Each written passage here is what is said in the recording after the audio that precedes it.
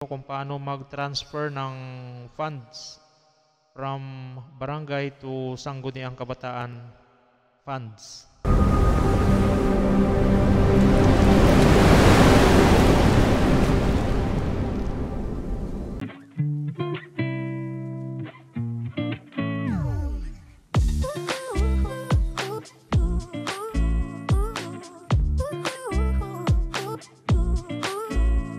Hello partners, magandang araw.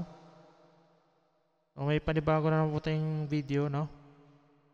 Pag-usapan naman po natin dito kung paano mag-transfer ng funds from barangay to Sangguniang Kabataan funds. So alam naman po natin, no, na ang budget po ng Sangguniang Kabataan or ng SK ay dumadaan yan sa barangay, no? So ang barangay na lang po ang nagta-transfer ng budget nila by monthly doon po sa account ng SK.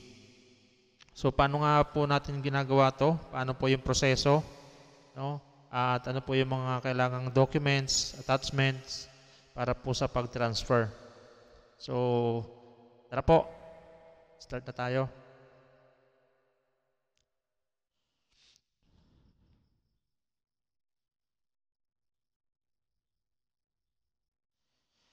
Una, tingnan po muna natin yung alamin po muna natin yung budget ng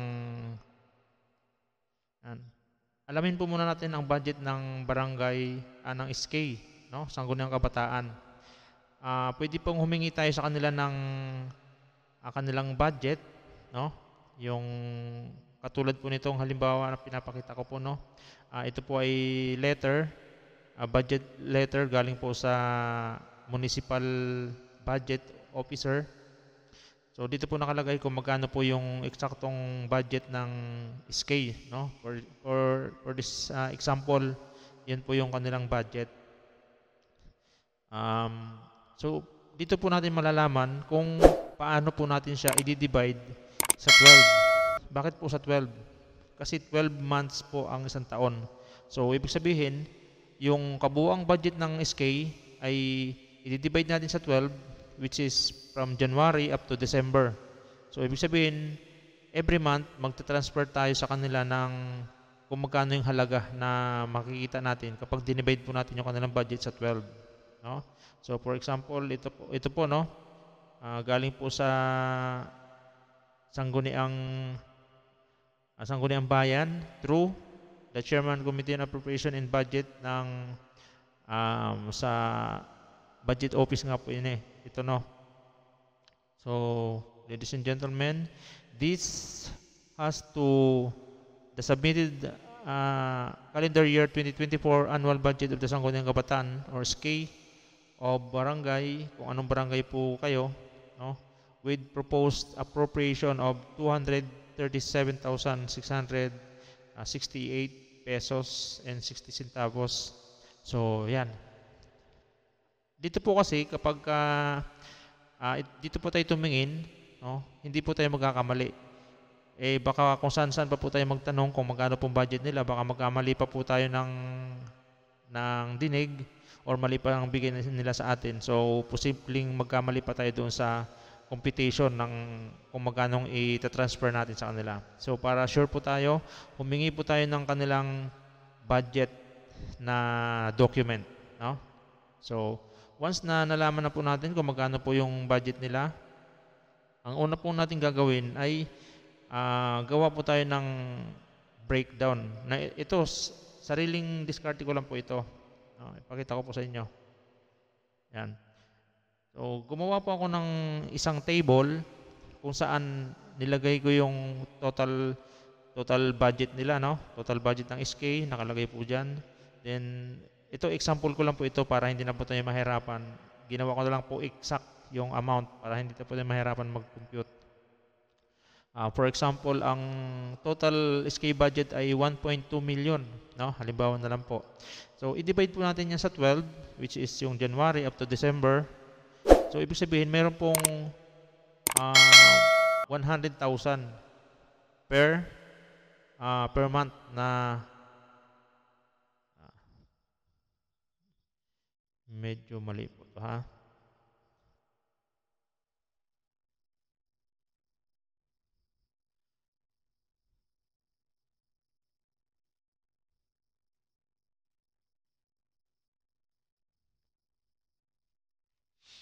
Ayan po. So, from January, magta-transfer tayo ng 100,000, February 100,000, hanggang sa umabot siya ng December, a total of 1.2 million. So, ibig sabihin, sa last natin ng transfer ng December, makukompleto natin yung kanilang budget, which is yung 1.2 million. Ngayon, para po hindi kayo malito or hindi nyo malimutan, pwede nyo pong gawin to, no? Unang column, yung month. Second column, yung amount mismo na dinivide nyo sa 12. So, ang 1.2 million divide nyo sa 12 na tigwa 100,000 is eksakto po siya. Then, sa third column, yung kung magkano po yung na-transfer nyo. No? Up to date po siya. For example, January, naghulog ka na ng 100,000. February, 100,000. So, ibig sabihin, kung monthly, by April, nakahulog ka na ng 400,000. So, makikita po natin dito sa total, dito sa baba. At saka yan po ay automatic computation. So, hindi ka po magkakamali dito sa pagko-compute. Then, syempre, dito sa last na column, ilalagay nyo po yung date. No? Kung anong date po ng inyong mga documents nung nag-transfer kayo. So, ano po ba yung mga documents? Syempre, yung disbursement voucher, yung obligation request. No? So, yun po yung mga documents. Then, yung attachment, dapat po lagi nyong i-attach yung budget letter na pinakita ko sa inyo kanina. No? So, yan. Dapat meron po kayo niyan, laging naka-attach tuwing magta-transfer po kayo or gagawa po kayo ng disbursement voucher, naka-attach po yan sa likod. Katunayan na yan po mismo yung budget nila. No? Then, i-attach nyo na rin po yung pinakita ko sa inyo na ito. No? So, mag-print ka na rin po niyan. For example, nasa month of April, so pang-apat na nahulog natin transfer ng 100,000. So, ibig sabihin, month of April, meron na tayong 400,000 na na-transfer sa kanila. Then, another document na pwede po natin, at usually, ito po ay nire-recommenda sa atin na gawin natin, no, ng municipal budget at saka ng municipal accounting. No, imbis na dito sa sa RAW, yung record of appropriation and obligations, imbis na ilalagay natin dito yung kanilang mga inappropriate or kanilang mga procurement, hindi na po ganon. Kasi sila naman usually po ang gumagawa na nun, no? Ang SK na po. Hindi na po ang sa barangay. Ang gagawin na lang po natin dito, i-record po natin tuwing nagkakaroon po tayo ng fund transfer. So, in this example, no? So, noong January, naghulog ka ng 100,000. So, ilalagay mo rito 100,000. Then, automatic computation po ulit yan. No? So, nung naghulog ka ng hanggang April, naka 400,000. So, ang total dito ng nahulog mo ay 400,000. Then, automatic, magle-less siya. So, magkano na lang ang balance? Nasa 800,000 na lang ang balance na ita-transfer. So, pinapagawa po sa atin to. Para yung record, meron po tayong pinanghahawakan record na kung magkano na na-transfer natin sa ating Sangguniang Kabataan or sa SK. So, okay, malinaw po yan, no? So, paano po gumawa ng mga documents para mag-transfer? So, simulan ulit po natin sa disbursement voucher. So, sabi ko nga po, lagi po tayong pipill up ng mga disbursement voucher. So, alam nyo na yung mga parts nito na pinipill upan, no? Yung barangay government of, municipality, province, payee, disbursement voucher number, date, kung anong fund, no? Dito sa example na to, since ito po ay pondo ng SK, so ito po ay SK fund, no? SKF. Then, dito po sa particular, ang nilalagay lang po is to transfer of funds from barangay funds to Sangguniang Kabataan funds for the month of, for example, January, no? Or kung February, for the month of February, as per supporting paper share to attach the total amount of, kunyari, 100,000, di ba? Yan, ganyan, 100,000. So, lagi pong may kasama yan na obligation request. Siyempre. Yan. Obligation request, 100,000. Okay? So, ganun din po ang ilalagay doon. Sino ba ang pay dito? Dito po ang pinaka-importante po dito, balik po tayo sa may disbursement voucher. Ang importante po dito, yung pangalan ng SK bank account, yung pangalan po ng kanilang bank account. Yun po ang ilalagay dito. Kasi yun po ang ilalagay sa cheque. No? Hindi po yan pangalan ni SK, hindi po.